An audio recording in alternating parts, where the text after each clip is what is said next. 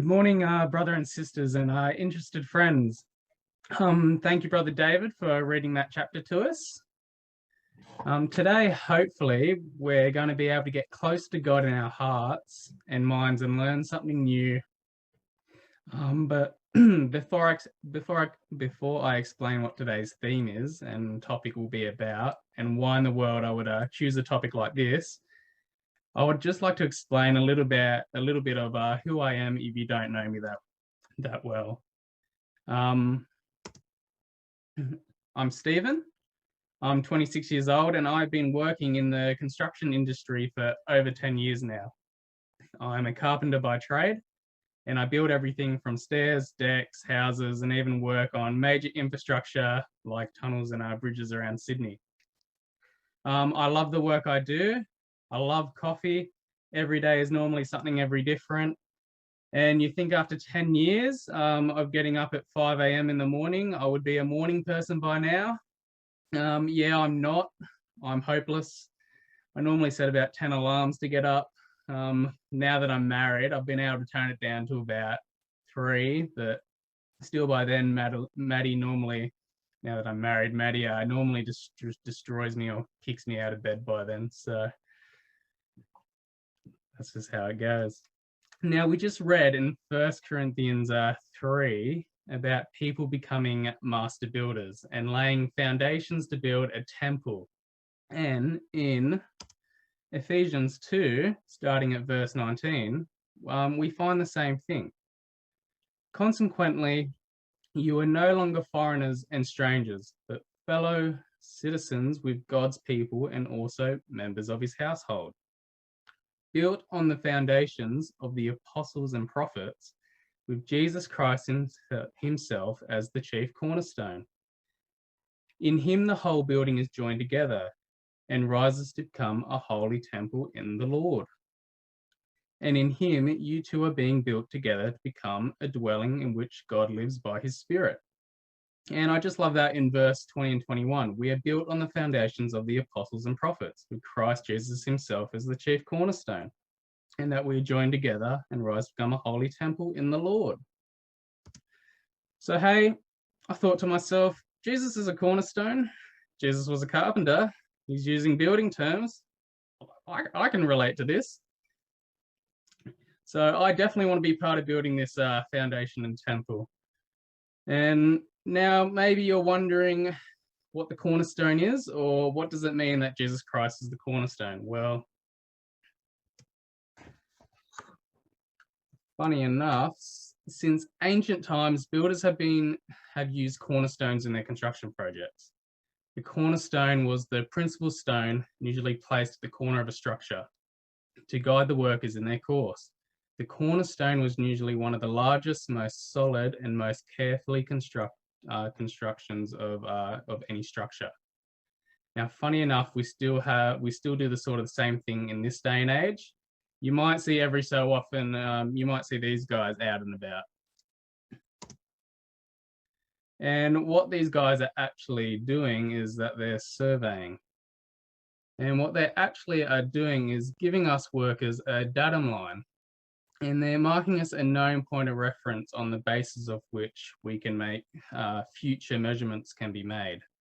So I don't know, next time you walk in the street, you might see these little marks around, you might see these little nails on the road, and what they're actually doing, is just giving us a point of reference.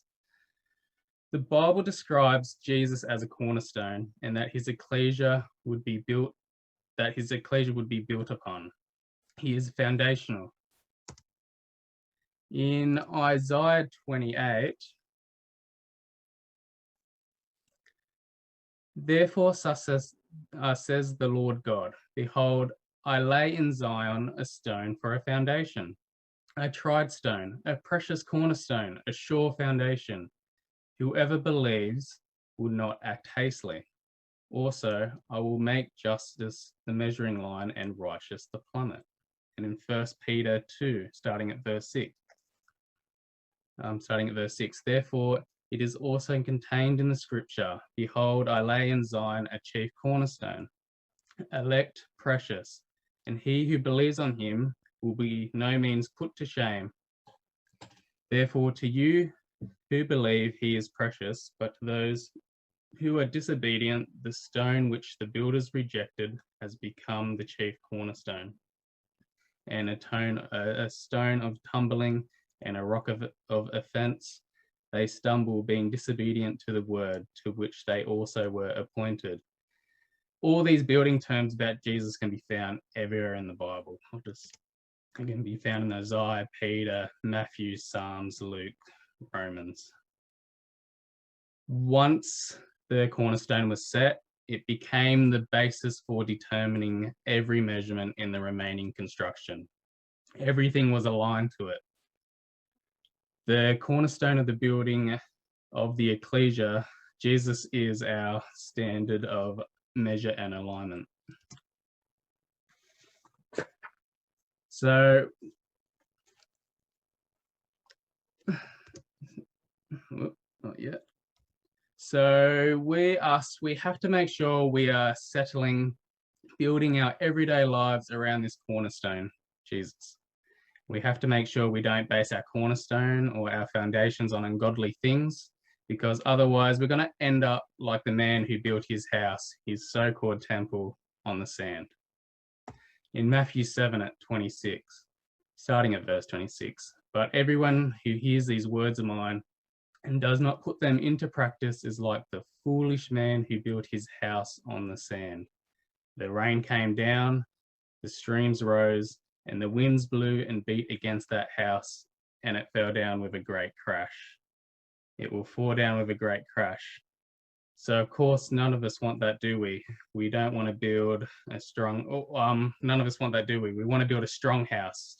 We want to build a house on the rock. Jesus is our rock, so that's what we want. So God and Jesus gives us all these examples for setting our foundations. We need to set our everyday lives on these foundations. So today, we're all becoming carpenters. We're all going to become spiritual carpenters. Congratulations on becoming spiritual carpenters. Now, in the daily life of a carpenter, you just can't rock up to a job and start building. No, you're going to need something. You're going to need something, otherwise you're going to look pretty silly. You're going to need tools and a plan of what you are building, and more importantly, something to hold them, which brings us to today's theme, and that's going to be putting on your tool belt of faith.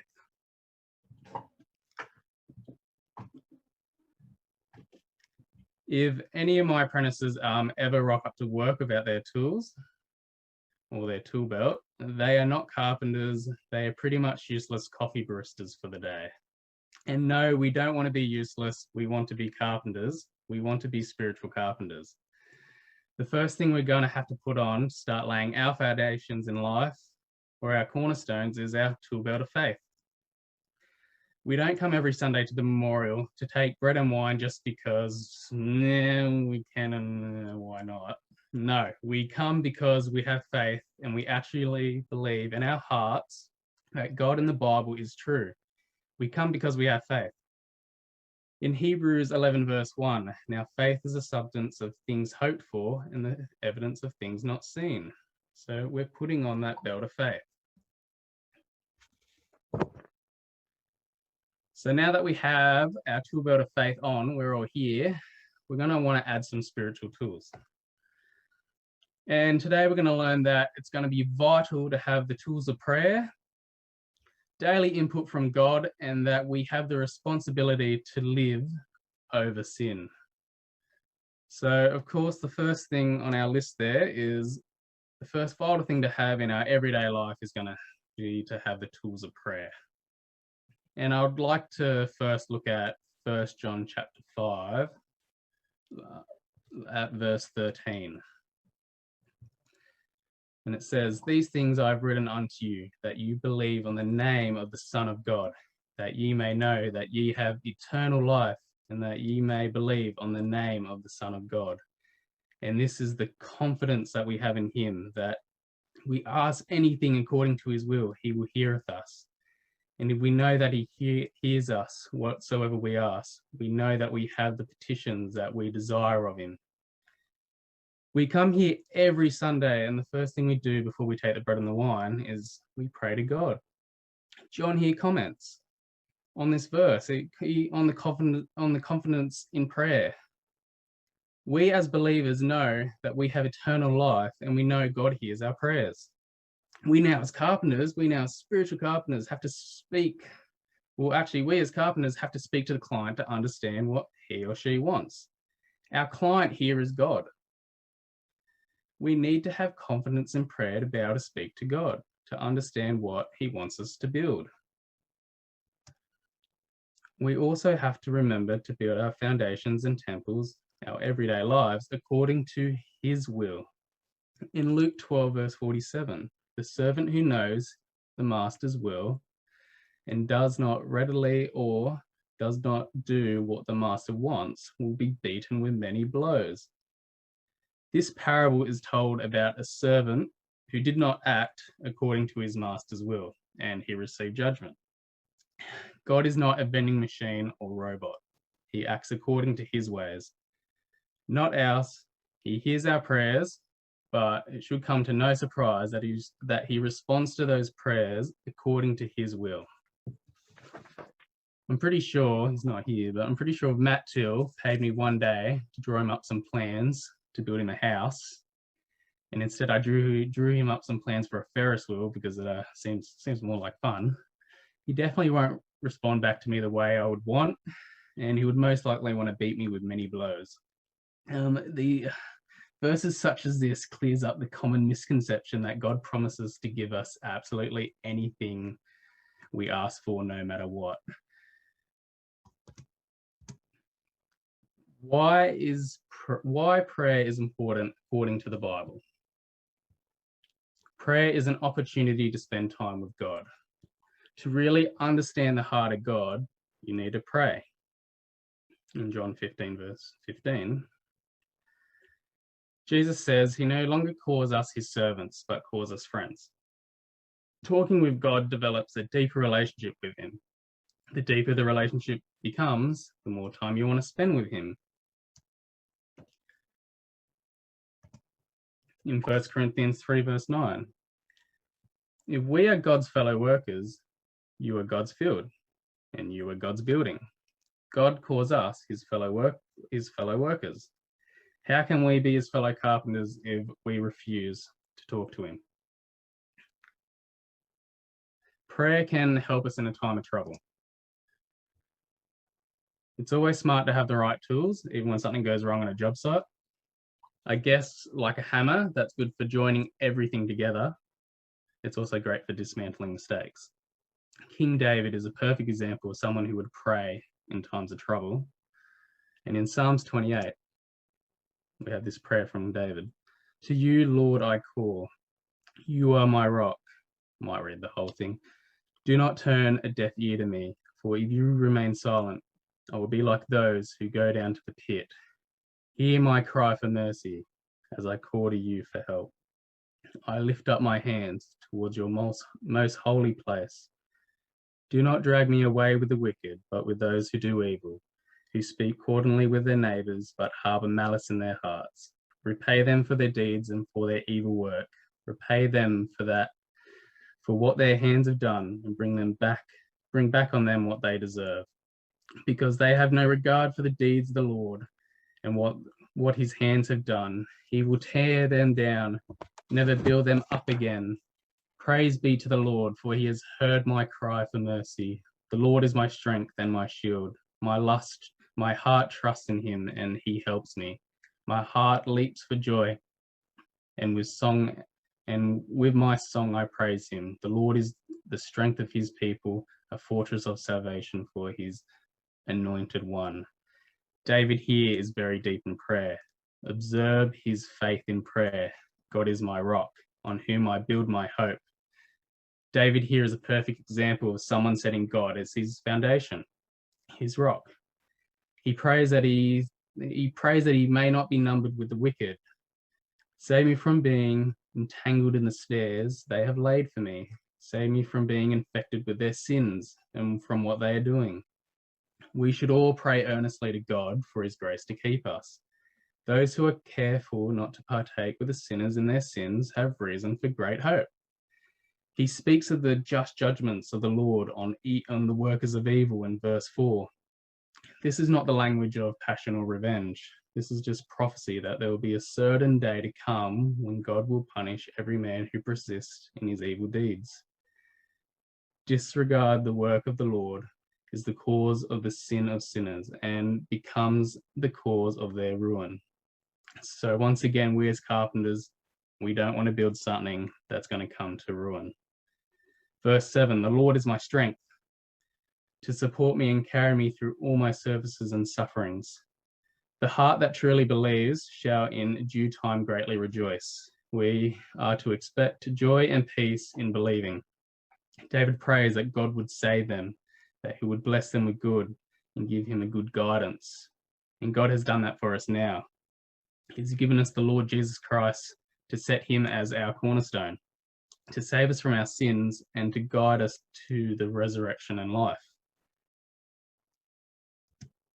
How important is prayer to overcoming our sins in our lives? We have Christ's words to Peter just before Peter's denial. As Jesus prays, Peter is sleeping. Jesus wakes him and says, "Watch and pray so that you do not fall into temptation. The spirit is willing, but the body is weak." We, like Peter, want to do what is right, but sometimes we are not able to find the strength. We need to follow and pray to God and keep seeking, keep knocking, and keep asking, and he will give us the strength that we need. That was found in Matthew 7. Prayer is simply knowing our own limitations and God's infinite power, and turning to him for that strength is what he wants us to do. And turning to him for that strength to do what he wants us to do and not what we want to do. So here we are with filling our tool belts of faith. We're filling our tool belt of faith with all the tools of prayer. And of course, you still can't start a job without daily input from God. And how do we set our foundation still? How are we going to set that cornerstone without our input? Well, I want us to look at Matthew chapter 6.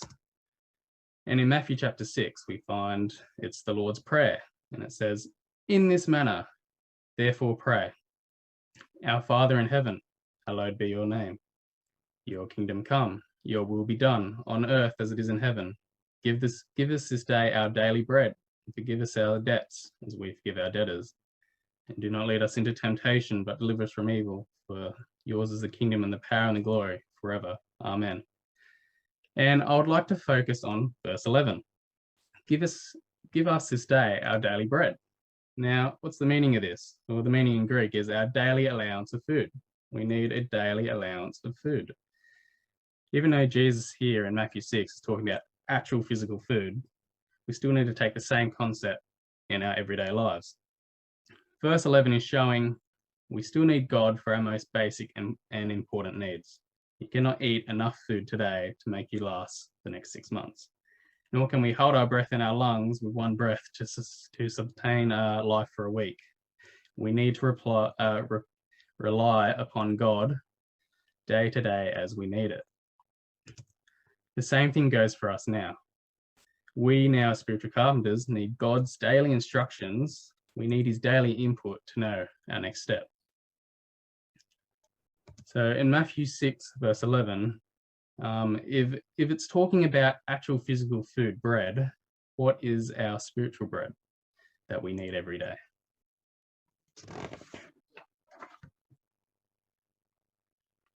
In John 6, starting at verse 32, then Jesus said unto them, "Verily, verily, I say unto you, Moses gave you not that bread from heaven, but my Father gives you the true bread from heaven. For the bread of God is he which cometh down from heaven and giveth life unto this world. They said unto him, Lord, evermore give us this bread.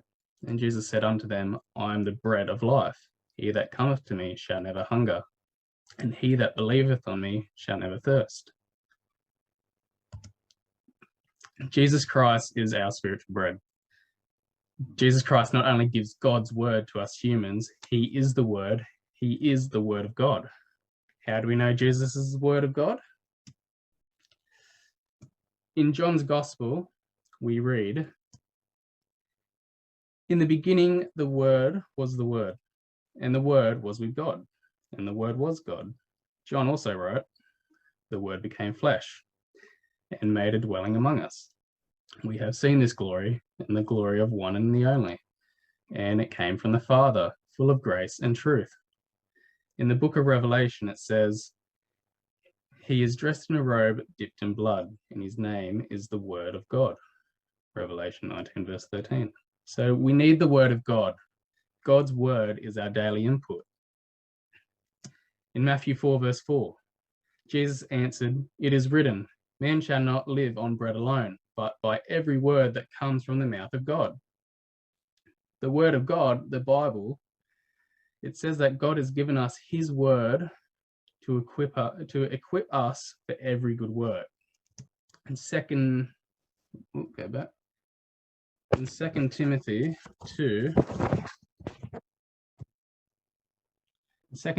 2, all scripture is given by inspiration of God and is profitable for doctrine, for reproof, for correction, for instruction in righteousness, that the man of God may be perfect, truly furnished unto all good works.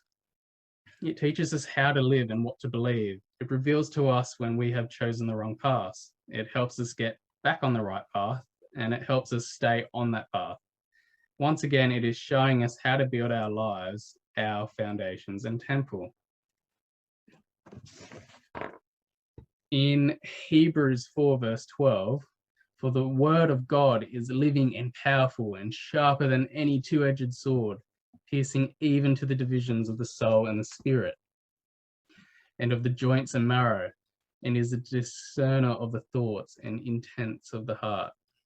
This tells us that the word of God is living and powerful, able to penetrate our hearts, to root out and overcome the deepest sins of our heart and attitude.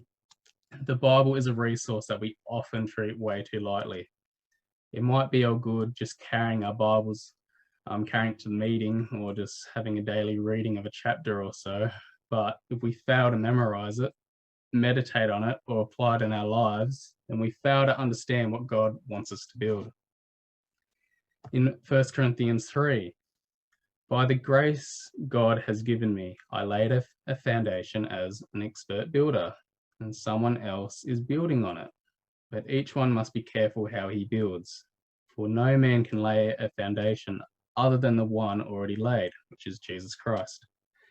If anyone builds on this foundation using gold, silver, precious stones, woods, hay, or straw, his workmanship will be evident, because the day will bring it to light.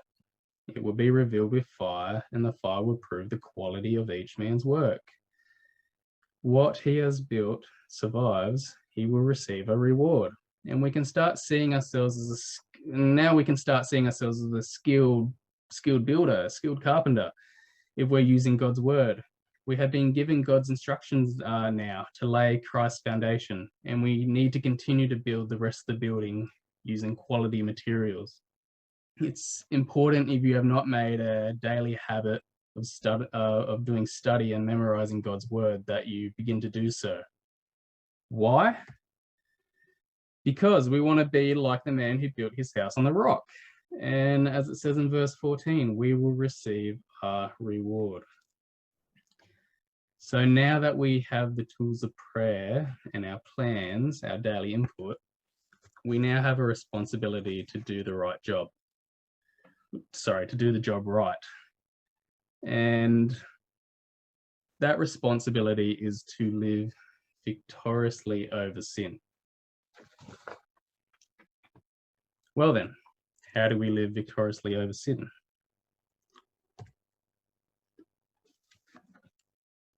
Well, look, I don't know about you, but not sinning is hard sometimes. I'm lucky enough to last 5 minutes, let alone a week or a month or a lifetime. If you say to yourself that you don't sin, then you're lying to yourself and you're going to look silly. In 1 John chapter 1, verse 8, it says, if it says that we have no sin, we deceive ourselves and the truth is not in us. In this lifetime, we will never be perfectly victorious over sin, but that should still be our goal. In Proverbs 24, chapter 6, verse 16, the righteous may fall 7 times, but still get up, but the wicked will stumble into trouble. How do we live victoriously over sin? The Bible gives us aid and resources everywhere to help us in our efforts to overcome sin. We just learnt by prayer, God's help, and by following the principles of his word that we can progressively overcome sin and become more like Christ. The last resource I would like in our talk and our effort to overcome sin is I want to look at the word of the Spirit. And I'd like us to go to John 3. And looking at John 3, starting at verse 3, Jesus answered and said unto him, most assuredly I say to you, unless one is born again, he cannot see the kingdom of God. Nicodemus said to him, how can a man be born when he is old? Can he enter a second time into his mother's womb and be born?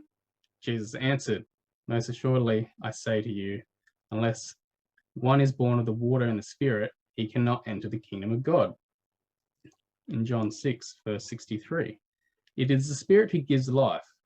The flesh profits nothing. The words that I speak to you are the Spirit and they are life.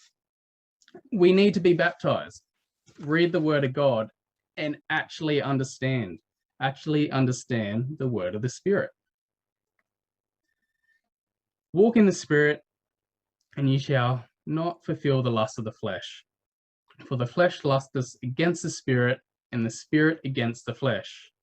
God is not mocked, for whatsoever a man soweth, that shall he also reap. For he that soweth to his flesh shall of the flesh reap corruption. But he that soweth to the Spirit shall of the Spirit reap life everlasting. That's found in Galatians 5 and also chapter 6.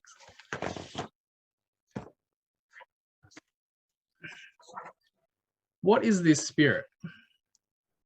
How do we walk in this Spirit? Well, what is this Spirit? This Spirit is the message. It is the word of God and how it gives us spiritual development. How do we walk also this Spirit? Well, in Galatians 5, looking at verse 22 and 23, but the fruit of the spirits is love, joy, peace, long-suffering, kindness, goodness, faithfulness, gentleness, self-control. It's a new way of thinking. We need to have God's love, God's joy, peace, long-suffering, God's kindness, God's goodness in the way we build our spiritual lives.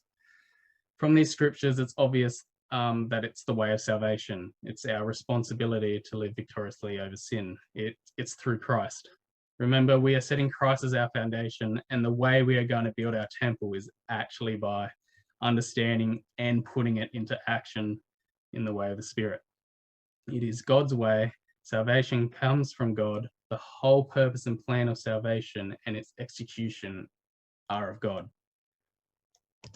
God's will was brought into action by his Spirit. None of this is known other than by the word of God, which is the message of the Spirit. However, Google's not going to tell you how we're made. We were made by God's power. But how do we know that? This is how we know that. From these scriptures, it's obvious that God's will, next point. He who has ears, let him hear. Matthew chapter 13. And he that has an ear, let him hear what the Spirit said unto the churches. Revelation 2 verse 7. When we willingly receive the word of God, we are writing God's word on our hearts, and that we are believing the written message, the words of the Spirit. Written not with ink, but with the Spirit of the living God, not in the tables of stone, but in the fleshly tables of the heart. Be not conformed to this world, but be ye transformed by the renewing of your mind, that ye may prove what is good and acceptable and perfect will of God. Romans 12. The mind has to be redeemed from mere human fleshly thinking. The thinking of God has to replace it. And that's why we come here today, isn't it? We come here today to get away from our fleshly thinking.